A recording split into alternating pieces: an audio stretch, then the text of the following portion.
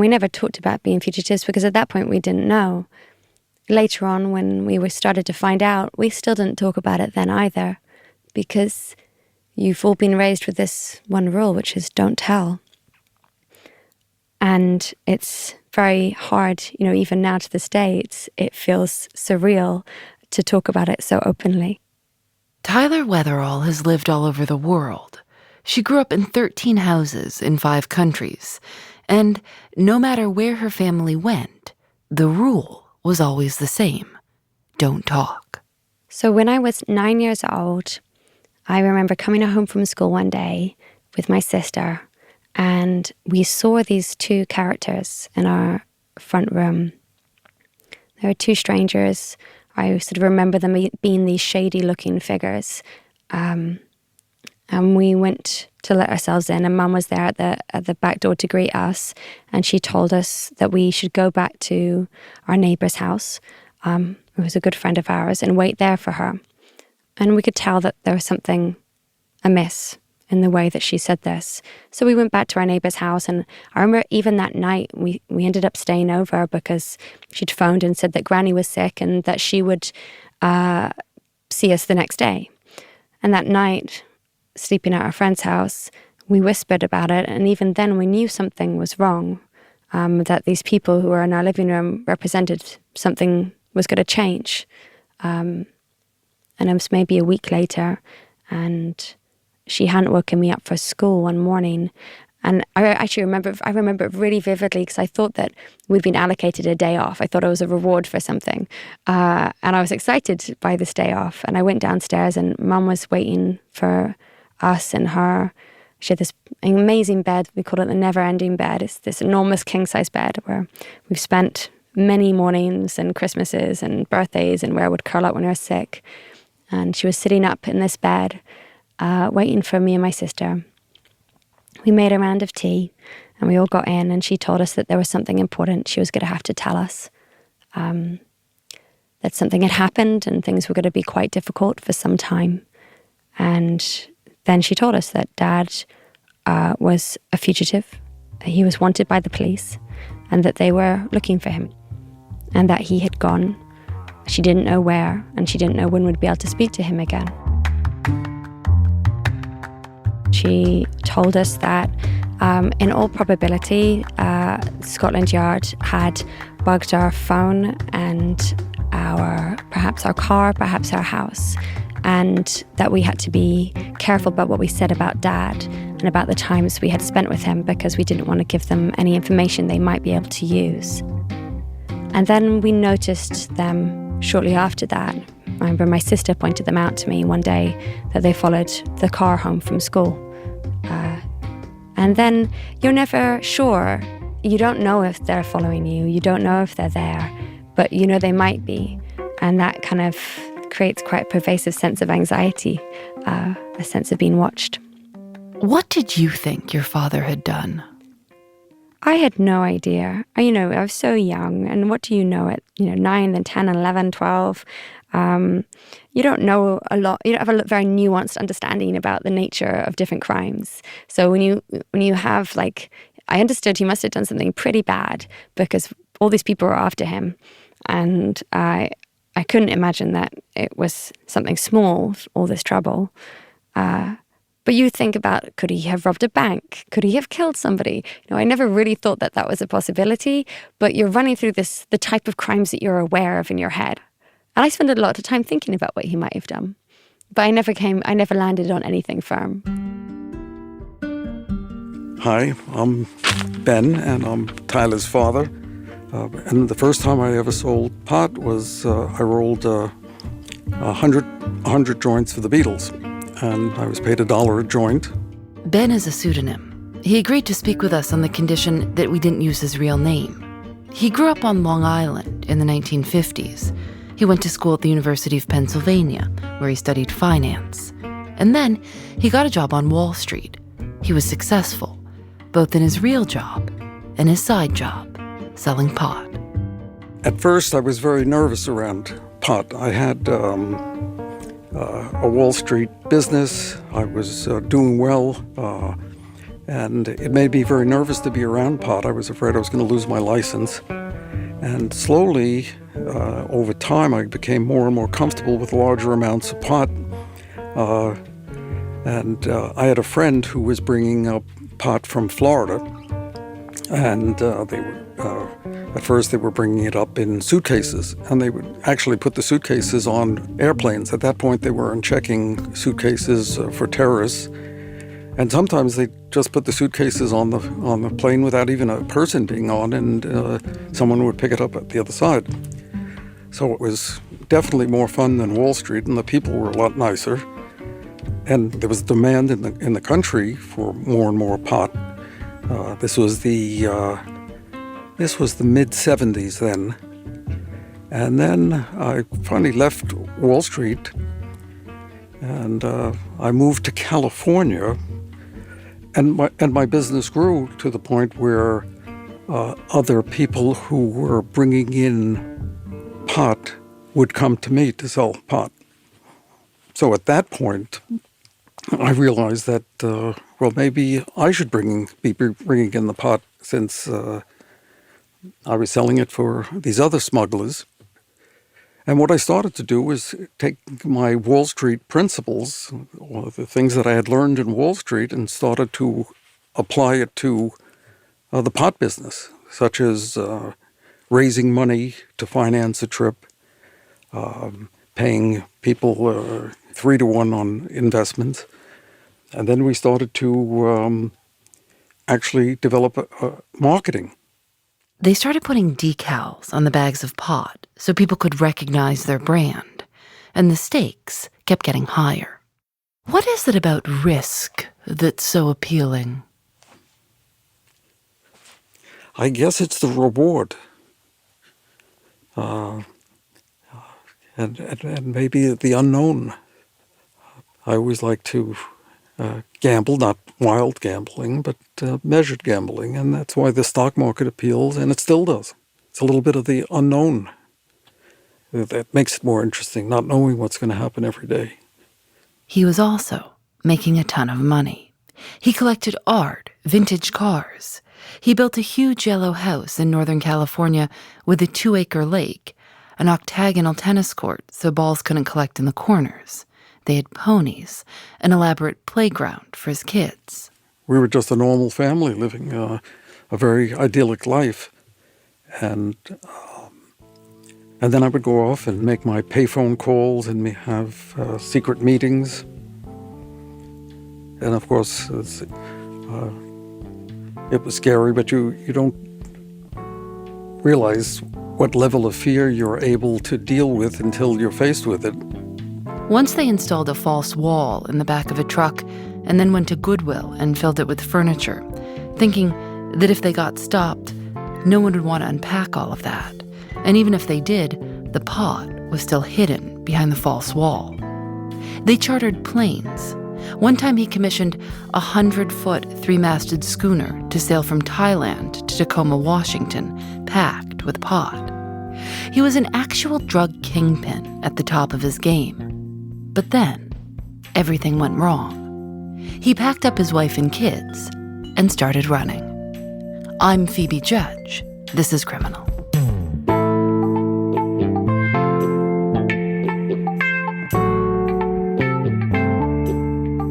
I had everything at that point. I really should have stopped. And then the person that I was involved smuggling with was doing another venture, and he asked me if I wanted to invest, which I was tempted and I clearly shouldn't have, and I did invest. And I also had some of my friends invest in the venture. And where it was supposed to be a smaller venture, it kept getting larger and larger. What do you mean? What type of venture? Oh, the venture was our contact in Thailand. They would isolate a piece of property in Thailand in the jungle, and they would just grow pot dedicated to our venture. And there would be entire families and communities that all they did was grow and package the pot. and they would put them in 10-pound vacuum pack bags with our label. But then things started to fall apart. I was really worried that everybody would get in trouble and everybody's going to lose the money, and it was quite substantial. It was about 35,000 pounds of Thai. So that was worth about $50 million. Ben says he made sure he never left a paper trail. But 6 months later, he learned that not everyone had been so careful. One of the men he'd been working with was raided, and identifying information about Ben was found in some of the documents. At that time, I was receiving information about what the FBI was doing on the investigation. How I received it is not important, but it reached a point where I realized that it was going to fall apart for me, and I had the choice of fighting it, which I knew I would lose based on the way things came apart. Reagan was president, and Nancy Reagan was saying no to drugs, and the sentences were beginning to be draconian, and they were trying to make examples, so I could be facing 20 years to life for organized crime. And so I talked about it with my wife, and she was always quite adventurous as well. She was a very interesting, brilliant lady, and but she really, didn't want to see me go to the prison. And so we talked about it, and I did a bunch of research on which countries had extradition, which didn't. I had some friends in Europe that were living very nicely in the south of France and in England as fugitives, and seemed very happy.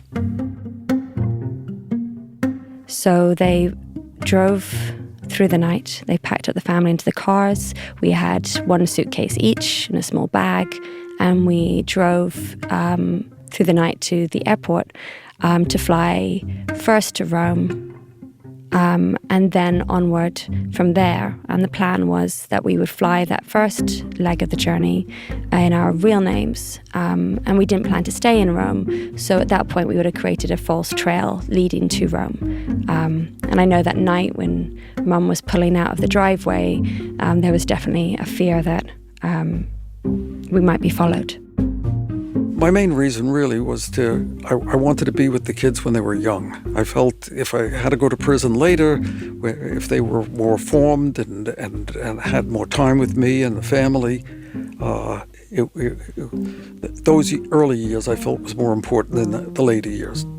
Did you have enough money to run comfortably? How much money were you leaving with? Absolutely, I had enough money to live comfortably, and I was also somewhat knowledgeable about investing it so I could make more money with the money. I had plenty of money to leave with, no problem. Millions and millions of dollars. Millions, yes. I think at that time when I left, I had, like $5 million liquid. How difficult was it to keep what was going on from your children? Did they just think this was a big adventure? Well, they didn't know what was going on. To them, it was, we first went to Portugal, and the kids were young, so they were too young to really have a sense of what was going on. And we went to a nice community, and they went to pretty good European schools, and we had a lovely family life. Tyler's family was constantly on the move. Rome, Portugal, England, the south of France, back to England. He wanted to resurrect that life that we'd given up, that beautiful life in the yellow house. He wanted to make it better and to fix it, but in doing that and in that fixation on that goal, he lost himself to that, and he became, I think, quite distant for Mum. his entire life revolved around talking to lawyers on the phone. He was also, his organization, by the time he got into trouble, had grown it to about 20 people. And each of those people who were implicated, he was trying to support. So some of them were also in hiding. Some of them were going through the court system back in the States. And I think deep down he felt incredibly responsible for them, and had a burden of guilt as well, that it had all fallen apart like this. And so those were his days, was on the phone trying to contain this disaster that happened in everybody's lives. And I think that put an enormous strain on their marriage, and it couldn't sustain that. And I think by that point, it was very difficult for my mum to accept how far this had changed our lives, and how much she had to sacrifice in order for him to be free.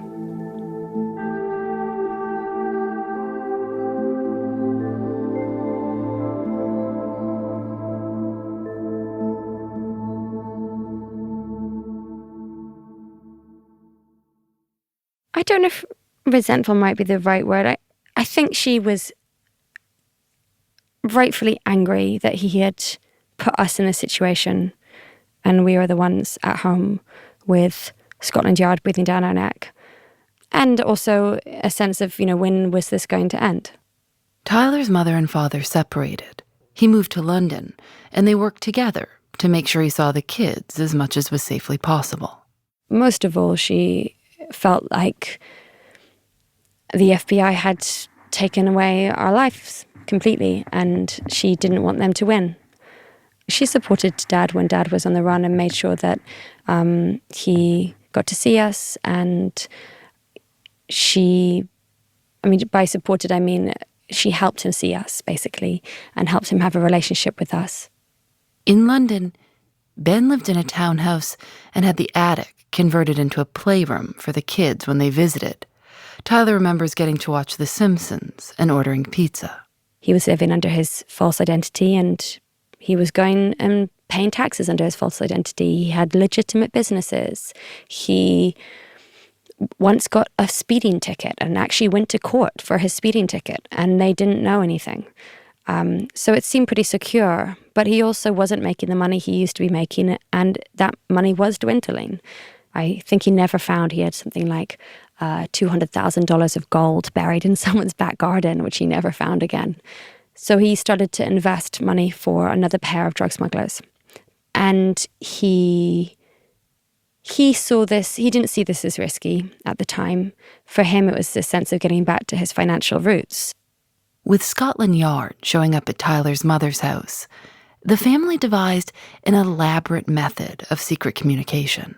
So the way it works is we would have the numbers of the various payphones, and then we would set 3 appointments to speak at 3 different payphones with a different time and date for each one. And the reason you do always work 3 in advance was that if you missed one, there'd be a chance to catch up on the next one. And if you missed that one too, you would know that there was something wrong, and there'd be a third final phone call just in case. But you always wanted to make sure that those phone calls were planned in case one was missed. And that was a warning system as well. So if we didn't hear from him on those occasions, or if he didn't hear from us, he'd know something was wrong. And he always, in the phone calls, and he also wrote us letters, he never specified where he was. And the letters are fascinating because you can see him trying to tell us about what he's doing and trying to connect with us while giving away absolutely nothing in case the letters were intercepted. These secret visits and phone calls and coded letters worked pretty well. Her father kept moving from place to place, managing to evade arrest. To celebrate Tyler's 12th birthday, it was arranged that she and her sister would travel to St. Lucia to be with their father. The girls made it there safely, but on the actual day of Tyler's birthday, authorities showed up at Tyler's mother's house in England, hoping to find Ben. And they raided the house, searching for evidence of where we were. And they found, I think, we've never known exactly what they found. We think maybe our flight details, or maybe one of our jacket pockets, or something we'd overlooked, something small. And that's when they came for us in St. Lucia. Tyler's mother called Ben to warn him. Tyler remembers the phone call. She'd had a wonderful birthday. They'd gone scuba diving and seen a volcano. And we got back and we were going to go and have lobster that evening in Rodney Bay. And I'd never had lobster before, so this was pretty exciting. And we'd gone up to get dressed for the evening. And we came back down, me and my sister, and we saw him in his office, dressed for dinner on the telephone. And we knew at that point. We knew immediately. Ben told the girls to pack their bags, and they took a car to the airport. And halfway along the road, he stopped in the middle of this banana field. And he got out and he said that's as far as he was going to go with us, and the driver would get us to the airport safely. And we'd been flying all over the world at this point by ourselves, so we knew what we were doing. And he said goodbye, and he was sorry he screwed up my birthday. And I remember this image of him looking out the back of the car, and he was standing on this road in the early morning, this sport bag sort of thrown over his shoulder, waving goodbye at us. And we didn't know, when we would see him again or how long it would be. 7 months later, Tyler and her sister got a letter. I will be content just to know that you are well and together. If you miss me, just think of that wonderful time together and know that it will surely happen again. Life is long and full of surprises. Much, much love, Dad.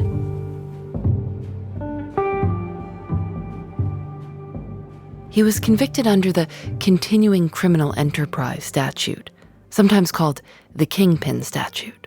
As well as 100-odd different charges over the years. Every time he was going on the run or changing identities, each of these things carried charges. And so he had the original charges, then he had later charges from when he was investing the money for the other set of smugglers. He ended up accruing, I think, 143 different charges against him. He was given a month to get his affairs in order before his prison sentence began. I remember we went to Alcatraz, which is, you would think a strange thing to do when you're about to start a prison sentence, but I guess that counts as sightseeing, and we made jokes all the way through. But during this time, he also sat us down, and for the first time, he told us what he had done. It was surreal to hear it at last, and also to hear my dad talk about drugs, which by this point, I kind of understood what drugs were, but I really didn't know very much. So to hear that he was a pot smuggler was wild. It blew my mind, the things, and not just any pot smuggler, that he had been a major pot smuggler. He was sentenced to 10 years at the Lompoc Federal Correctional Institution. In the end, he served 5 years and a few months. I think the kids were angry with me for a long time for doing that last deal while I had kids, and at first I didn't accept responsibility. I always saw myself as a victim because the way things fell apart. But after a time, I did accept that that I screwed up and I never should have been involved at all. And if you could go back to that time when you were young with a Wall Street job, all above board, would you do anything differently? The only thing that I would do differently is I wouldn't do that last deal. After Ben got out of prison, he moved back to Northern California, and he's gone back to his original career as an investment advisor. Do you ever do something or say something or think something and realize that, oh, I'm just like my father?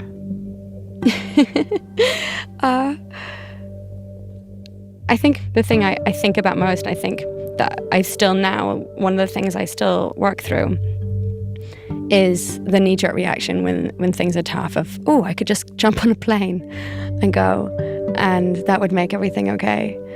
And that's a complicated one, because obviously that didn't make everything okay when we were younger. In all reality, Dad should have done his time straight off the bat, and that was the most sensible thing to do. And yet there's this part of me when things are hard that wants to get on a plane and disappear.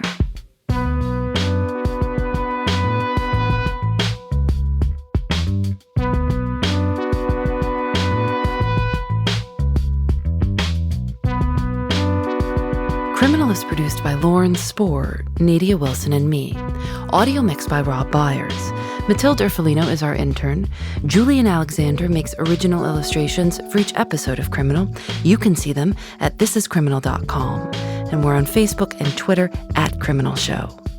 If you want to know more about Tyler Wetherall's life and her father, you can read her book. It's called No Way Home. Criminal is recorded in the studios of North Carolina Public Radio, WUNC. We're a proud member of Radiotopia from PRX, a collection of the best podcasts around.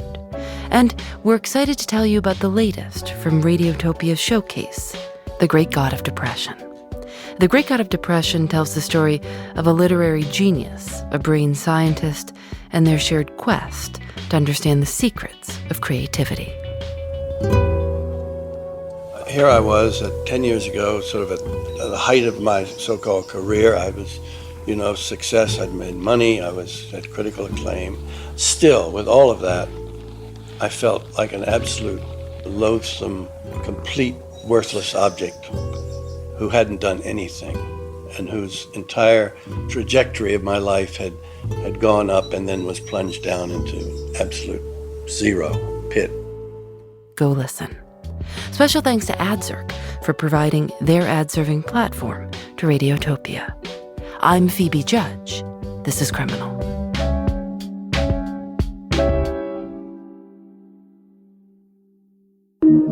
Radiotopia from